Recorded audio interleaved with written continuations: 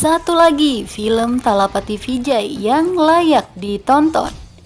Jika dalam film Sarkar berperan sebagai jutawan, kali ini Vijay menjadi seorang nelayan.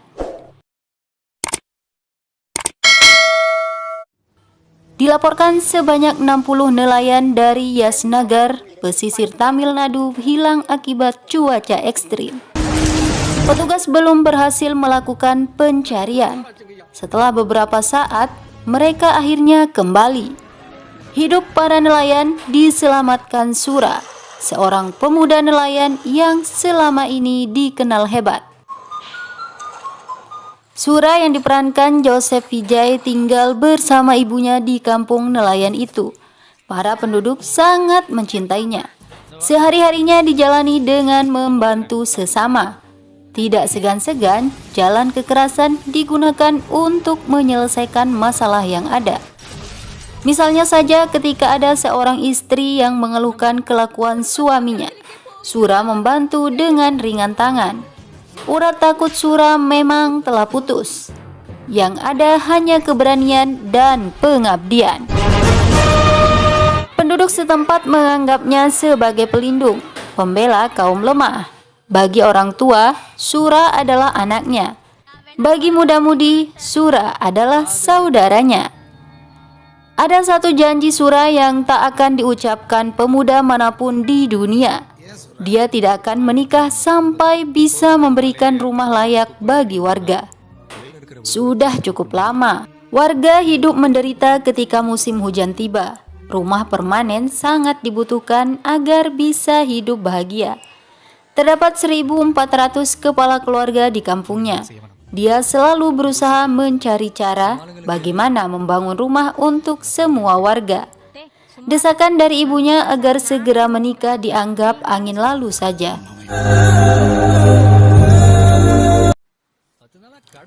Suatu hari, Sura dan temannya Umbrella tengah berada di pantai memperbaiki jaring ikan. Seorang gadis ceria, Purnima, yang diperankan Tamanah Bhatia datang. Tanpa bicara, Purnima berencana bunuh diri ke tengah laut. Penyebabnya, anjing kesayangannya hilang. Sura yang melihat itu berupaya menyelamatkannya. Namun sangat disayangkan, alasan bunuh diri hanya karena seekor anjing. Purnima sendiri awalnya mengabaikan Sura. Namun, kebaikan hati Sura membuatnya mulai jatuh cinta. Gadis mana yang tidak akan tergila-gila melihat seorang pemuda hidup penuh dedikasi dan suka membantu sesama. Meski awalnya sempat menolak Purnima, namun Sura pun akhirnya jatuh cinta juga. Di tempat lain, seorang menteri bernama Samudra Raja melakukan aktivitas bisnis ilegal. Politik hanya topengnya saja untuk melancarkan bisnis. Seorang wartawan yang berupaya mengungkap kedok menteri dibunuh. Negara Indonesia disebut dalam film ini. Stok barang haram bisnis menteri didapatkan dari negara Indonesia. Tentu saja barang haram yang dimaksud adalah narkoba. Masalah menteri dengan Sura diawali ketika ada pengusaha yang ingin membangun taman hiburan di Yasnagar. Pengusaha itu mengaku lahan di sana miliknya, namun penduduk menguasai wilayah tersebut. Sebagai seorang menteri, Samudra Raja tentu bersedia membantu untuk mengosongkan lokasi. Apalagi banyak upah yang didapatkan dari pengusaha. Namun, menteri juga ingin menguasai wilayah tersebut. Pengusaha yang awalnya minta tolong justru diracun dengan menaruh sianida di kopinya. Tapi adegannya tidak sama dengan kasus kopi sianida yang diberikan Jessica kepada Mirna di Indonesia. Keesokan hari, menteri pergi ke lokasi. Dia ingin membangun taman dan segera mengusir para nelayan pergi. Nama Sura disebut bisa menjadi penghalang. Dengan enteng, menteri perintahkan anak buahnya untuk melenyapkan Sura terlebih dahulu agar tidak ada gangguan. Serangan pertama dilakukan di pasar. Ibu Sura yang menjual ikan di pasar terluka akibat serangan itu dan dibawa ke rumah sakit. Sementara Sura menghajar para preman, namun tidak berhasil mendapatkan informasi tentang siapa di balik penyerangan. Ibu Sura sendiri heran, bagaimana bisa anaknya yang begitu baik ada orang yang ingin mencelakainya. Gagal. Malam harinya, menteri kembali mengambil langkah yang lebih brutal. Sura dipukul dari belakang hingga pingsan. Rumah penduduk dibakar bersama tubuh Sura. Tangisan terdengar di mana-mana. Penduduk sudah kehilangan tempat tinggal. Mereka juga kehilangan Sura. Saat itulah menteri datang bak dewa penolong. Politisi busuk itu bermain drama. Untuk menghibur hati rakyat yang tengah putus asa, menteri seperti pahlawan. Dia rela memberikan lahan miliknya di tempat lain untuk menampung penduduk. Bantuan uang hingga makanan gratis juga akan diberikan sehingga rumah baru bisa dibangun. Selama ini setiap keputusan penting ribuan penduduk selalu mendengar dan mengikuti apa yang dikatakan Sura. Namun kali ini Sura sudah tidak ada lagi. Penduduk pun menerima bantuan menteri. Mangga, segera mangga. Ibu Sura tidak ingin meninggalkan kampung halamannya itu. Hatinya berkata, Sura masih hidup. Benar saja, Sura bangkit dari kobaran api yang masih menyala. Nyawanya terselamatkan sebuah patung yang jatuh ke atas tubuhnya. Betapa hancur hati Sura. Di sekitarnya yang terlihat hanya bara api. Rumah penduduk ludes terbakar. Jiwa muda Sura memberontak. Matanya memerah. Dia menyadari ada orang yang harus bertanggung jawab atas bencana terencana ini. Melihat Sura berjalan datang, menteri beserta antek-anteknya mulai khawatir dan ketakutan. Sementara penduduk menyambut dengan tangisan kebahagiaan. Sura menyalahkan penduduk yang bersedia mengambil uang dari menteri, apalagi mau meninggalkan tempat tinggalnya. Padahal tidak ada keahlian lain yang dimiliki para nelayan kecuali menangkap ikan di laut.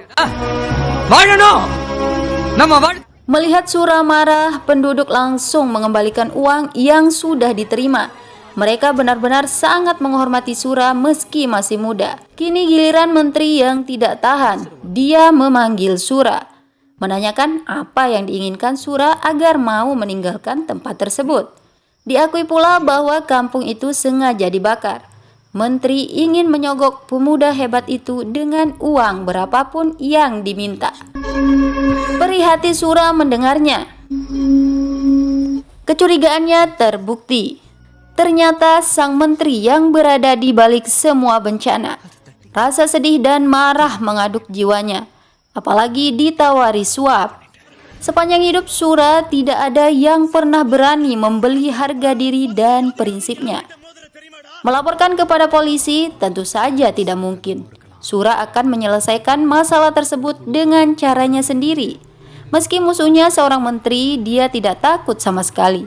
Sura bersumpah di hadapan menteri dirinya akan membangun kembali rumah penduduk dalam waktu 6 bulan. Bagaimanapun caranya. Keesokan harinya, suasana haru biru terlihat ketika para penduduk membersihkan rumahnya. Barang-barang banyak terbakar, termasuk peralatan sekolah anak-anak. Sementara uang yang dimiliki sangat minim. Tangisan dan rasa iba merebak kuat. Sura memutar otak. Butuh uang banyak untuk bisa membangun ribuan rumah. Jiwa seorang pemuda memang nekat. Barang ilegal menteri dihadang dan dirampas di laut. Sura berpura-pura menjadi petugas bea cukai. Hasil rampasan tersebut kemudian diubah menjadi uang. Menteri dijadikan sasaran karena dialah penyebab kebakaran. Kini Sura telah berubah dari pemuda kampung menjadi orang kaya banyak harta. Para penduduk sangat gembira. Rumah permanen akan segera ada. Sura memang luar biasa. Menteri mendatangi Sura memaksa uangnya dikembalikan. Tentu saja permintaan itu ditolak. Menterilah yang memulai permainan. Sura hanya memberikan keseimbangan. Purnima akhirnya diculik. Menteri minta tebusan uangnya dikembalikan. Sura tidak tinggal diam. Dia membodohi menteri untuk bisa mengambil kekasihnya dan uang tetap aman. Purnima pun makin cinta. Para preman menteri yang mengejar Sura dihadapi dengan perkasa. Dipukul, ditendang dengan penuh gaya.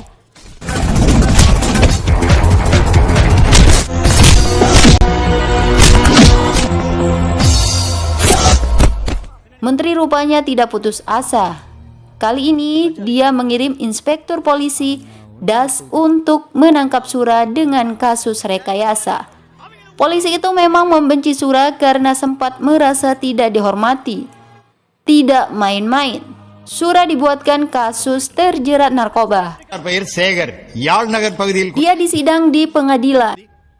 Namun dengan cerdik, berbagai tuntutan yang dialamatkan padanya bisa berbalik menyerang inspektur polisi. Atas bantuan temannya, Sura berani menyebut dirinya dipaksa menjual narkoba oleh polisi. Untuk membuktikan itu, Sura menantang pengadilan untuk menggerebek langsung narkoba di rumah inspektur Das. Hakim akhirnya mengabulkan permintaan Sura. Barang haram ditemukan di rumah Das saat penggerebekan.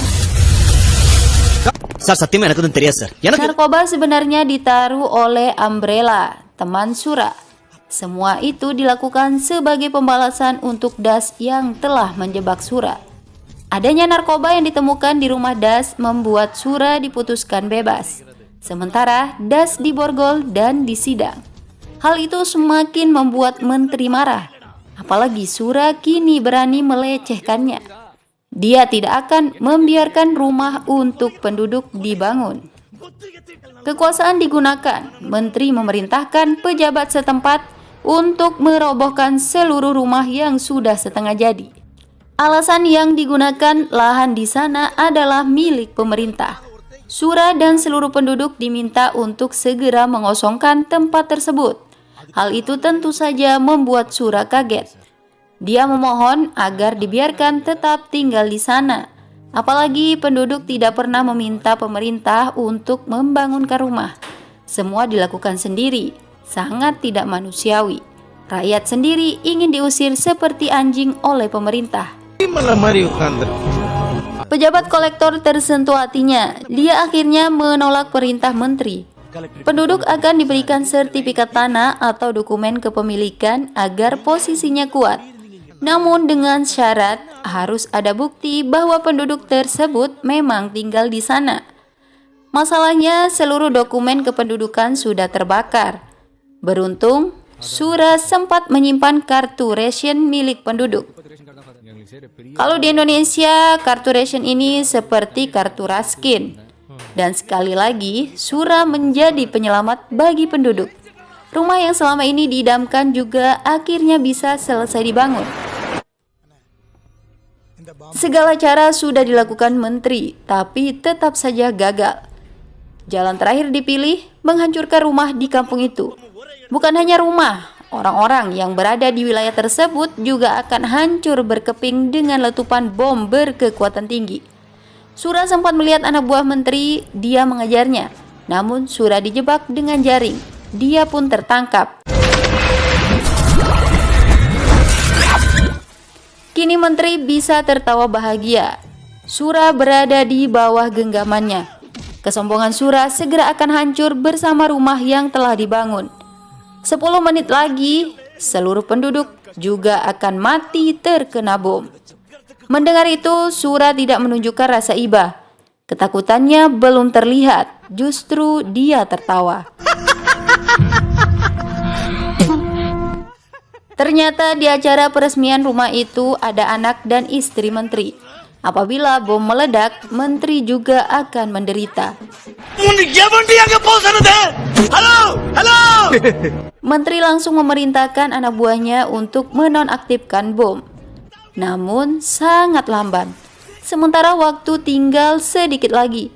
Sura melepaskan diri dari ikatan. Dia bergerak cepat menonaktifkan bom. Upaya itu berhasil dilakukan.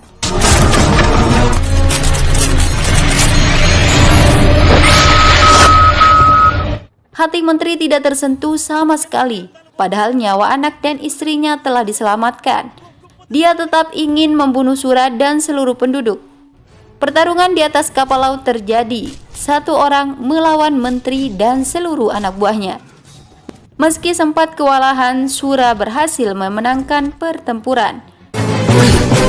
Menteri Samudera Raja meninggal secara tragis dalam duel terakhir itu.